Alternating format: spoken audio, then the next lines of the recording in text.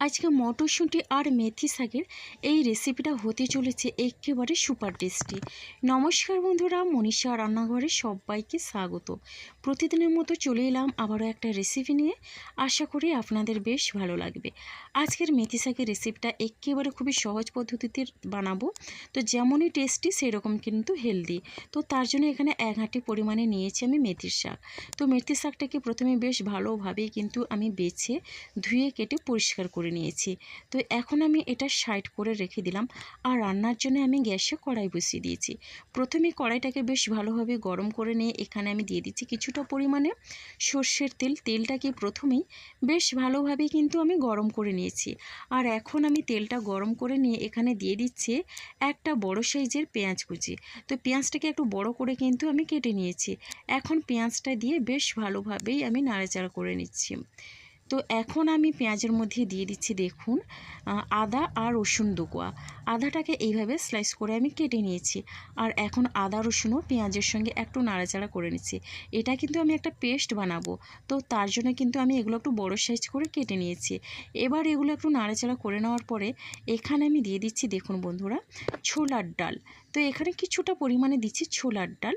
যে কোনো আপনারা ডাল দিতে পারেন, তবে আমার হাতের কাছে ছোলার ডাল ছিল তাই আমি ছোলার ডাল দিলাম। আর ছোলার ডালটাও দিয়ে বেশ ভালোভাবেই নাড়াচাড়া করে নিচ্ছি।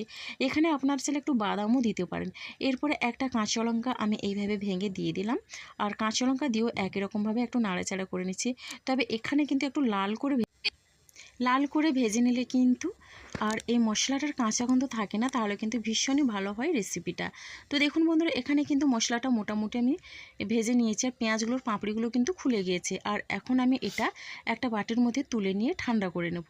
তো দেখুন মশলাটা ঠান্ডা করে নিয়ে এখন আমি একটা মিক্সি জারের মধ্যে দিয়ে দিচ্ছি।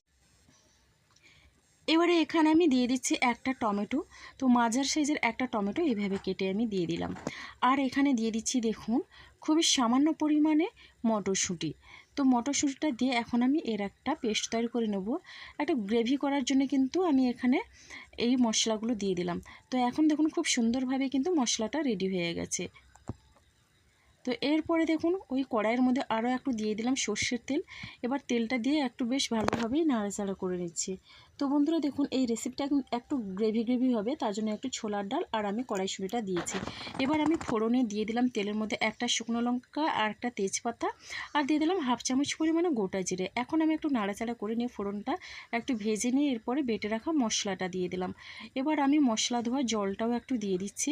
এখন আমি মশলাটাকে বেশ ভালোভাবেই কিন্তু কষিয়ে নেব। মশলা যত ভালোভাবে কষানো হবে তাহলে কিন্তু রেসিপিটা ভীষণই টেস্টি হয় আর কালারটাও দারুণ আসে।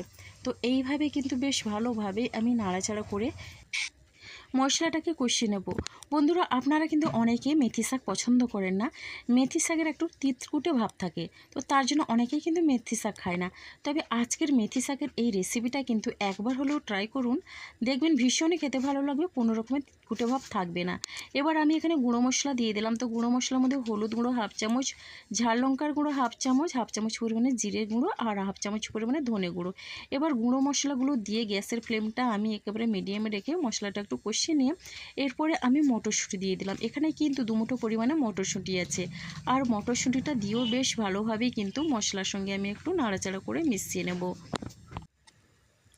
তো এবার দেখুন এইভাবে মটরশুঁটি দিয়ে কষিয়ে নেওয়ার পরে মশলাটা কিন্তু অনেকটা শুকনো শুকনো হয়ে গেছে। আর এখন কিন্তু এখানে আমি জলের ব্যবহার করব। তো প্রয়োজন মতো এখানে আমি জল দিয়ে দিচ্ছি। তো মিক্সিং জারটা ধুয়ে আমি প্রথমে একটু জল দিয়ে দিলাম। আর জলটা কিন্তু বেশি পরিমাণে লাগবে না, অল্প পরিমাণে জলে কিন্তু রান্নাটা হয়ে যাবে। এবার দেখুন জলটা দিয়ে বেশ ভালোভাবে আমি মশলার সঙ্গে মিশিয়ে নিচ্ছি, যাতে মশলার মধ্যে কোনো রকমের দলাভাব বা দানা না থাকে। তো এইভাবে করে আমি মিশিয়ে নেওয়ার পরে এখন ঝোলটা ফুটে উঠলেই এখানে দিয়ে দিচ্ছি স্বাদ অনুসারে লবণ। এবার আমি লবণটা দিয়েও বেশ ভালোভাবেই কিন্তু মিশিয়ে নেব। খুব সুন্দরভাবেই কিন্তু এখানে এটা মিশিয়ে নিতে হবে। আর এখন আমি এটা ঢাকনা দিয়ে একেবারে মিডিয়াম টু লো ফ্লেমে রান্না করতে বসিয়ে দিলাম। তো ততক্ষণে কিন্তু আমি এখানে একটা ফ্রাইং প্যানের মধ্যে দিয়ে দিচ্ছি 1 চামচের মতো সর্ষের তেল। তো তেলটাকে প্রথমেই বেশ ভালোভাবে আমি গরম করে নিলাম। এবার আমি তেলের মধ্যে খুবই সামান্য পরিমাণে গোটা জিরে দিলাম। এখন আমি মেথি শাকগুলো দিয়ে দিচ্ছি। আর মেথি শাকটা একটু ভেজে রান্না করব। তো বন্ধুরা, অনেক রকমভাবে তো মেথি শাকের রান্না খেয়েছেন, তবে এইভাবে একবার রান্না করে দেখবেন, একেবারে মুখে স্বাদ লেগে থাকবে। এটা এতটাই খেতে ভালো লাগে, ভীষণই টেস্টি হয়। তো দেখুন, এইভাবে শাকটা দিয়ে বেশ ভালোভাবেই নাড়াচাড়া করে কিন্তু ভেজে নেব। একেবারে গ্যাসের ফ্লেমটা এখন হাই ফ্লেমে রেখে শাকটাকে আমি ভেজে নিচ্ছি। শাকের মধ্যে যে একটু জল ছিল সেটাও কিন্তু শুকনো হয়ে গেছে। এখন আমি গ্যাসটা বন্ধ করে কিন্তু এটা নামিয়ে নেব। তো এদিকে দেখুন, আমি ঢাকনা খুলে মটরশুঁটির যে ঝোলটা বসিয়েছিলাম, তো সেটা আমি একটু দেখে নিচ্ছি। তো খুন্তি দিয়ে প্রথমে একটু নাড়াচাড়া করে নিয়ে এখন আমি ভেজে রাখা শাকটাকে কিন্তু দিয়ে দেব। তার আগে কিন্তু এইভাবে একটু মিশিয়ে নিতে হবে। এবার দেখুন, শাকটা দিয়ে বেশ ভালোভাবেই কিন্তু আমি মিশিয়ে নেব। তবে এই শাকটা দিয়ে কিন্তু বেশি সময় ধরে রান্না করার কোনো প্রয়োজন নেই, যেহেতু খুব সুন্দরভাবে শাকটা ভাজা এবং সেদ্ধও হয়ে গেছে। জাস্ট একটু মিশিয়ে নিয়ে মাত্র 2 মিনিটের মতো এটা রান্না করে নিলেই হবে। ঢাকনা দিয়ে আমি কিন্তু 2 মিনিটের মতো রান্না করে নিয়েছি। তো দেখুন, গ্যাসের ফ্লেমটা একেবারে লোতে রেখে দিয়েছি। আর খুব সুন্দরভাবে রান্না হয়ে গেছে। আর কালারটা দেখে বুঝতে পারছেন কতটা লোভনীয় হয়েছে রেসিপিটা। এখন আমি এই তেজপাতাটা তুলে ফেলে দেব। তো বন্ধুরা, এইভাবে মিশিয়ে নেওয়ার পরে এখানে কিন্তু একটু মশলা দিয়ে দেব। তো ভাজা মশলা যেটা দিচ্ছি, তো এটা গরম মশলা গুঁড়ো। তো এই গরম মশলা গুঁড়োটা একটু দিয়ে আমি মিশিয়ে নেব। এই মশলাটা কিন্তু আমার বাড়িতে বানানো। তো দেখুন, এখন গরম মশলা গুঁড়ো দিয়ে খুব সুন্দরভাবেই কিন্তু আমি মিশিয়ে নিচ্ছি। ভীষণই টেস্টি হয়ে এই রেসিপিটা, দারুণ একটা গন্ধ বেরিয়েছে। রেসিপিটা কেমন লাগলো অবশ্যই আপনারা একটা কমেন্ট করবেন। আপনাদের একটা মিষ্টি কমেন্ট কিন্তু আমাকে অনেকটা উৎসাহ দেয় রেসিপি বানানোর জন্যে।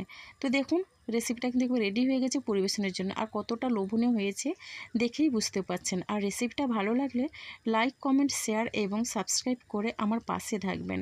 তো বন্ধুরা, আজকে রেসিপিটা আমার এই পর্যন্ত। আর আগামীকাল আসবো আবারও একটা নতুন রেসিপি নিয়ে। তাহলে আপনারা সবাই সুস্থ থাকুন, ভালো থাকুন। অসংখ্য ধন্যবাদ। আর অনেক অনেক ভালোবাসা রইল আমার সোনা বন্ধুদের জন্য। তবে হ্যাঁ, কমেন্ট করতে কিন্তু একদম ভুলবেন না।